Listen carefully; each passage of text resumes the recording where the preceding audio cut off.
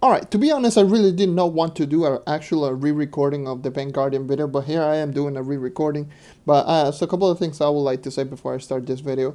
First and foremost, I'm doing this re-recording because I actually I was testing this character after doing the recording, and I see a couple of things here and there that actually piqued my interest, so I decided to do this re-recording. Secondly, I will be doing the gem and gear section much shorter, so I will be just going over them and really quickly and just get directly into Uber 10.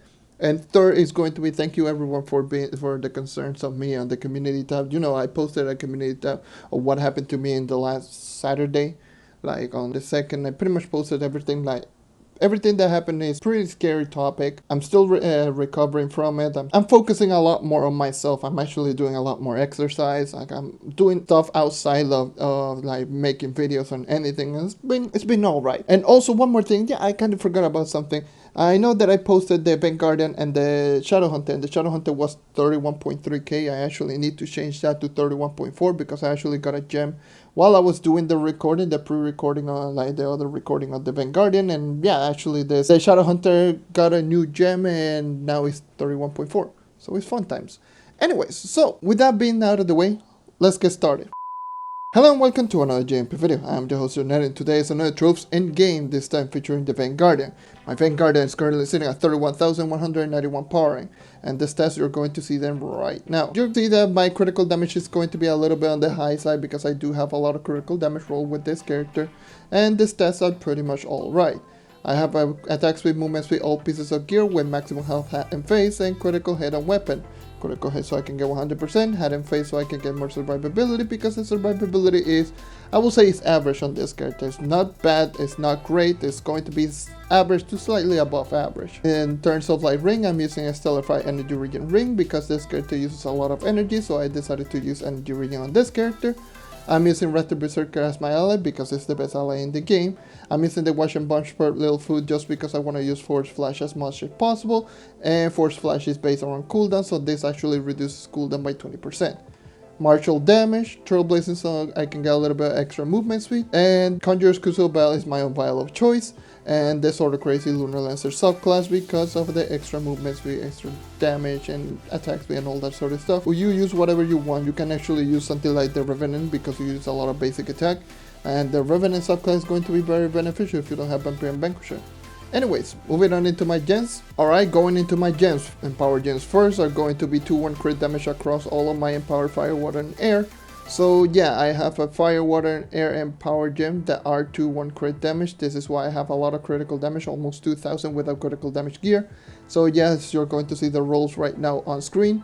And my lesser gems are going to be a 2-1 crit damage, 2-1 physical, 2-1 crit damage, 2-1 physical, 2-1 crit damage, and 2-1 physical, pretty much divided half and half across all of my lesser water, fire, and air. So you're going to see the rolls from both my empowered gems and my lesser gems right now on screen.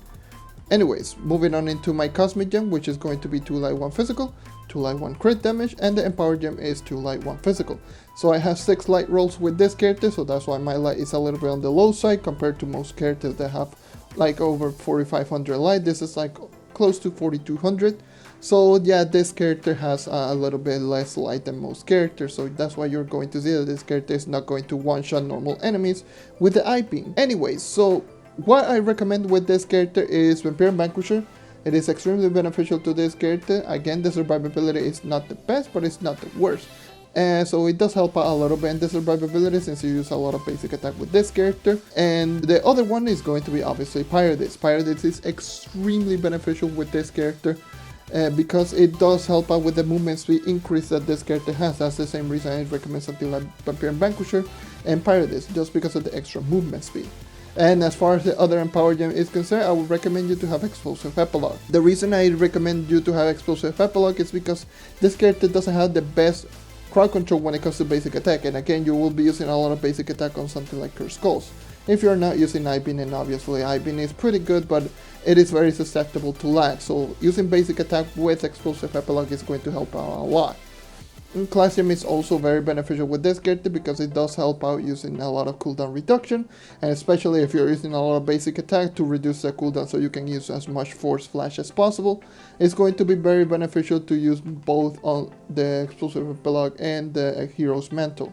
anyways, that is all regarding my gens and my gear. Let's move on into Uber 10 right now. So what do I think of the Vanguardian at end game? I will say this one thing. This might be one of the best overall dungeon grinding characters in the game. Like, when I say overall, it means a character that you start off with this character and you're going to end up with this character as effective and as one of the best characters out there. So yes, this character is extremely good. Let's just say that outright. I always did say that this character is the top 3 best overall character in the entire game. It's because it barely has any weaknesses. Now, after testing the character out after the recording, I actually found out some weaknesses with this character, which I'll just explain it right now. There are minor weaknesses, but there are still weaknesses. We're still getting the rewards for like the leaderboard rewards, you know, the glitch that's been happening for the past 4 days. So we're getting some rewards here and there. And yeah, so let's start off with basic attack, then move on into I-beam, and then move on to force flash. I will not go into range mode Vanguardian because I only recommend you to use melee mode on the Vanguardian. So Vanguardian melee mode is the way to go with this character if you're doing it for the dungeon grinding. So first and foremost, let's start off with the basic attack. The basic attack does 3 times damage the first 2 hit. So this first 2 hit that you see right here, each and every single one of them does 3 times damage. The uppercut does 4 times damage, so it is a character with really high multipliers on basic attack. Also, the attacks per second, it is still unknown because it is not found anywhere else, but based on my testing, I found out that it's around 1.5. So it is 1.5 attacks per second on melee mode. On range mode, I believe it's like 2.5 or something like that. I need to do some more testing. But melee mode is going to be around 1.5 times attacks per second with a 3 times damage multiplier and 4 times damage multiplier on the uppercut.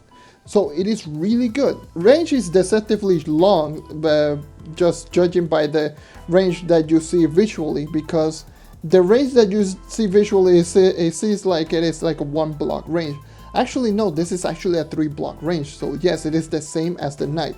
So you can see this is 1 block where the plant is located. This is 2 block, this is 3 blocks. So this is 3 block distance, as you can probably tell. I'm hitting the plant right there. So yes, it is a 3 block range. I found that very deceptively because I thought it was a 2 block range. But no, it's actually a 3 block range. It's similar to something like the knight, the most close range character. Also, another thing that this is one of the weaknesses out of the basic attack is going to be the crowd control. The crowd control is not that great. The block range is around half a block in width. So it is 3 block length and like half a block width. And yeah, so you're actually did some testing. You're going to see like the screenshot right now. The red that you see in this screenshot, it is the nice basic attack, the nice crowd control. Every single red block means that this is where the nice is going to hit. And the orange block is going to be the Vanguardian's hit range. So you're going to see that really big difference right there. And you probably also see why is the nice basic attack so ridiculous. So yes, it is a pretty strong, it's pretty average in terms of speed, but yeah, it's an alright basic attack, it's pretty strong. That's one thing that I'll say that for sure. If I compare it to something, I will say it's between the Knight and the Revenant in terms of basic attack. It is stronger than the Knight in terms of multiplier, but it's lower, but it's weaker than the Revenant in terms of multiplier, but it's faster. It is literally in between the Knight and the Revenant in terms of basic attack. And it actually boasts pretty much similar crowd control to something like the Revenant. So yeah, the basic attack on Vanguardian is pretty solid. It's not bad, it's not great, it's pretty solid. I will say it is a really strong basic attack, but doesn't have the best crowd control and deceptively long range. So yeah, and the basic attack is solid. That's all I gotta say. It's solid. It's not the best, it's not bad, but it is just solid. It's just something that you will use a lot. Now let's start talking about the second ability, the I-beam. This is actually a really good ability. I don't think a lot of people realize how good this ability is. Do you know the Night Spirit Square?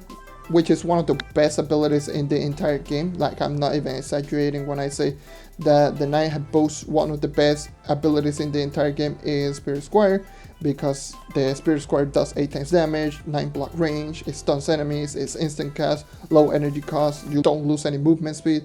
It is pretty much the perfect ability in every sense of the word. The Vanguardian's I-beam is pretty close to that power. It is also 8 times damage, it has a 6 block range instead of 9. It has the same width in block, so it is 4 block width. It is instant cast. The energy cost is a little bit high on the I've been much higher than Spirit Squire, but coming from an ability that does 8 times damage, doesn't lose any movement speed, and yeah, it is a really strong ability. It has decent range, has 6 block range, it's decent, it's pretty much similar to like Draco basic attack range, and it's not going to be the same as the Knight basic, but this is something that you can actually do. You saw right there, if I see an enemy right here, if you're really high enough light, you can actually do this. Go right next to the enemy, do an I-beam, and you will be moving at pretty much the same speed.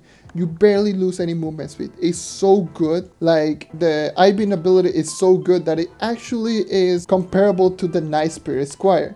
The Knight Spirit Squire pretty much makes the Knight one of the best characters for Uber 10 grinding, and seeing that the Vanguardian not only has that, it also has a movement speed buff, which I'll get into that a little bit. It's kind of ridiculous. It's really good. It's really good. The I-beam is a really good ability. So if you are really high enough light with Vanguardian, you will be able to one-shot world bosses, you will be able to one-shot one-star bosses, you will be able to one-shot normal enemies without martial, and that's coming from an ability that you don't lose any movement speed. So yeah, it is like a slightly lesser version of the Knight Spirit Squire. You can spam it more often, but I don't recommend it, because this ability is very susceptible to lag. Especially if you see like an enemy right there, if you spam like crazy, sometimes it will not register. The ability sometimes doesn't even register if you hit an enemy. So yeah, that can be quite the bad thing with the Vanguardian's I-beam.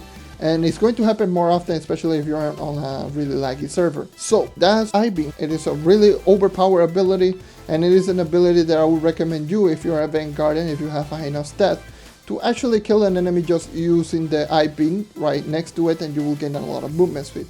I really need to do a video about momentum, because momentum is actually a very important thing when it comes to speed farming, because again, momentum, if you have a really good momentum on your character, it means that you can maintain really high movement speed buffs.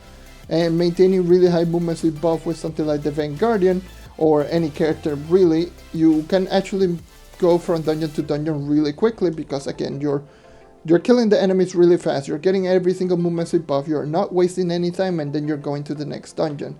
That's pretty much why certain characters are going to be better than others in terms of like dungeon grinding, because they have better momentum, they have better overall speed. Vanguardian is very considered one of the best overall characters in the entire game in terms of like dungeon grinding. Trove servers have been terrible lately, by the way. And that's because the Vanguardian has really good momentum, really high damage, movement speed buff, decent survivability, and it has really high multipliers which can one-shot. And then we move on to Force Flash. Speaking of Force Flash is, like I always will call it, a built-in Pyrodis. Let's compare this to the Pyrodis. Pyrodis, if you don't know, it is this ability that you see right here. It is the red ring that you see around my character. That red ring that you see around my character, it deals 2.75 times damage, it lasts for 10 seconds, it gives you a plus 30 movement speed buff, and it goes on a radius across your character that takes damage every second, if I recall. And the Force Flash, it is slightly less range. It gives the same movement speed at 30. It does 2 times damage, which is slightly less than Pyrodis, and it only lasts for 6 seconds. The Pyrodis has a 30-second cooldown, and the Force Flash has a 20-second cooldown. So the Force Flash is pretty much a built-in Pyrodis. It gives you the same movement speed buff as Pyrodis, and yeah, it is a really good ability because of the cooldown is not that long. That's the reason I use the one-shot bunch per little food, is because like you can actually use it more often, and that's not including the basic attack. If you hit an enemy with the third basic attack, that's a little bit more cooldown reduction from your class gem. And yeah, it is like a complete package of a character. It has a movement speed buff, it has a really good ability that does a lot of damage. A character that doesn't have the best crowd control, especially on basic attack, but if you use something like Explosive Epilogue, it's not going to be that big of a deal. But you have to keep in mind that the basic attack has problems with crowd control. By the way, what the hell is that? And it is a character that, honestly, it feels good. It is a character that I would recommend anyone out there. If you don't know which character to pick up and play, and if you have every single character in the entire game, probably the only big weakness about this character is that it's extremely expensive. But if you have every single one, like every single character in the entire game, the one that I would recommend you to main is either Revenant, Ice Age, or Vanguardian. I will also recommend Draco, but Vanguardian is going to be better than Draco in terms of like from start of the game all the way to the finish, because Draco becomes really powerful, but you need class gem. You need like proper stats in order to make it work. Like you need a lot of energy regen, at least at the beginning portion of that. When you have the class, and this character doesn't need any energy regen. I use energy regen because it benefits me a lot. But this character has a really strong basic attack, and like it is a character meant to be used for people who are already starting off the end game and really want to use a really strong character. This is, in my opinion, one of the best overall characters in the game. And out of the top 3 characters, this is the best dungeon grinding out of the top 3. Revenant is best as an overall character because it is all around, it does everything just fine. Ice Age is best used something like in Shadow Towers, but it's still really good in dungeon grinding. And Vanguardian, it is best used for something like dungeon grinding, and Shadow Towers is just left in the wayside, but it's still really good in Shadow Towers. It is a character that I would recommend anyone if you haven't tried it out. And if you are still interested in to use the actual Vanguardian, use it. It is really good. The Vanguardian is really good. And yeah, I will complete this 5-star dungeons and call it a day. So yeah, it's been really fun. Like, this character is really fun. I really want to test it out how good this character is. By the way, that lilac. The character is so much fun to play. And I will really try it out like with max movement speed, with Vampirian Vanquisher and everything in the sword. Like, I feel that this character is going to be a force to be reckoned, because it's going to be as fast as the Knight in terms of momentum. It's going to be even faster because it has movement speed buff. It's going to be a character that actually one-shots everything, and it is a character that has some damage reduction. That is one thing that I forgot to mention. I'll probably just put it on text. It is going to be that this character's Force Flash actually reduces your incoming damage by 25%. I believe it's 20-25%. So yeah, it does have some survivability right there with the Force Flash, which I probably forgot to mention it in the Force Flash portion of the video, but yeah. And there's a reason why I'm not going into range mode. The range mode, it is alright. It's alright. It does a lot of DPS because the basic attack is really fast. It does slightly less damage. I believe it's 2.5, and I believe the last one is also 4 times damage. Plasma Blast is going to be a better version of the I-Beam, but it does 7.5. And the buff is going to be an attack speed and damage increase. So yeah, that's going to be really good. It's going to be really fun to play around with the range mode Vanguard and just go. And yeah, that's pretty much the Vanguardian range mode. It's fun to play, but in terms of like efficiency, I would recommend you to use melee mode. So yeah, that is everything regarding the Vanguardian. Thank you for watching. Thank you for sticking around as always. Leave a like if you want to help the channel grow. Subscribe if you want to see more content like this. And that is all for today. Once again, thank you for watching, and I hope to see you next time. Take care and keep on hunting. This has been the Vanguardian at Endgame.